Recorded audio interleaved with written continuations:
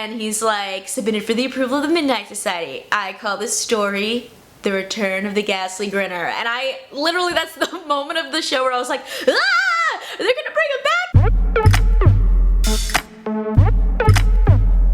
Hey guys, it's Kristen, and today we are talking about the brand new Are You Afraid of the Dark mini-series. You guys know I'm a huge Are You Afraid of the Dark fan. I actually did a video recently where I talked about the history of the series, which I will leave a link to if you want to check it out. It's just a very spooky, nostalgic, fun series, so I was really excited when I found out that they were going to be bringing it back for a mini-series, and hopefully, crossing my fingers that they are still working on this, but a feature film at some point. So Nickelodeon brought back Are You Afraid of the Dark for a 3-part self-contained limited series about a new member of the Midnight Society, her first scary story, and what happens when the terrifying events of her story actually start to come true in their small town.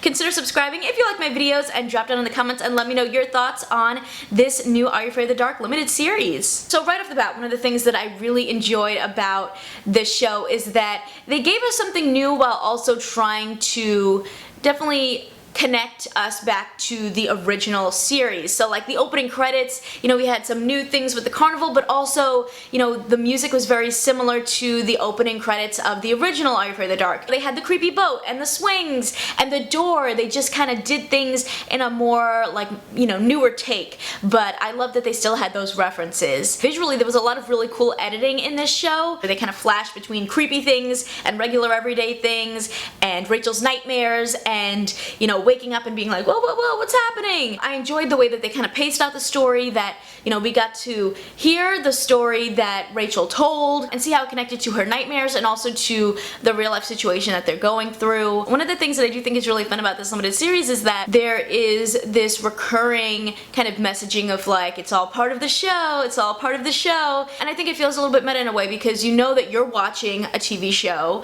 you know that, you know, this is a kid-friendly, you know, horror anthology. So, you know, sometimes there's some twists at the end where you're like, oh shoot, maybe the story's not really over. But a lot of times, these kinds of stories do have happy resolutions. I enjoyed that they kind of played with that messaging throughout the show because there were some creepy things that went on, but at the end of the day you know that like they have to save the day, right? But will there be a twist? But you know, they do have to save the day. And I have to say, was I the only person that thought Mr. Tophat looked like the love child of like John Krasinski and Brendan Urie from Panic at the Disco? I think it was like his face really gave me Jim Halpert vibes, but then his attire, I was like, ooh, Panic at the Disco? Are we gonna like get to watch a performance? I'm ready for this. But aside from that, I do think that they were able to create a story that was, you know, chilling and spooky, and that did have some fun references to the original series while also creating something a bit new. They hinted at the history of the Midnight Society and how long it's been around, the references to the Ghastly Grinner, the references to,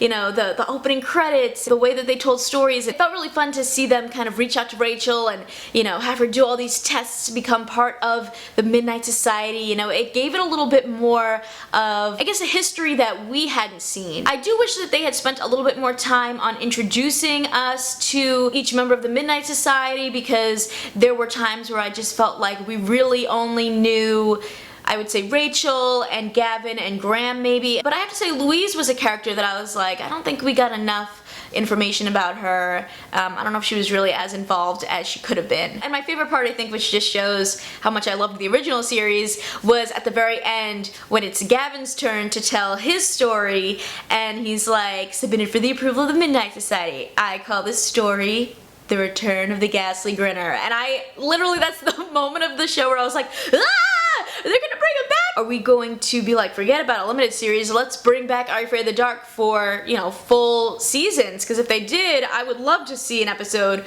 called The Return of the Ghastly Grinner. So that was a really fun throwback. You know, obviously I'm a lot older than I was when I first watched Are You Afraid of the Dark, but there's something about that franchise that like really speaks to my soul. And so to watch this, even though, you know, it was different, maybe not everything is as scary as it was when I was younger, I did have a lot of fun, and there was so much nostalgia and just like that kind of feeling like remembering sitting in my own living room at home when I was little watching these shows, and I think that I would love to see them continue doing more Are You Afraid of the Dark episodes, or, you know, bring us a feature film on the big screen. I would love to see that. I just think this is an iconic franchise, and they did a nice job with this, and I would love to see them do even more. It made me be like, I want to be a part of the Midnight Society. This to me is on the level of like Goosebumps, scary stories to tell in the dark. Like, we need more Are You Afraid of the Dark in our lives. If you like this one, you can check out more of my reviews right over here, and I will catch you guys in the next video. See ya!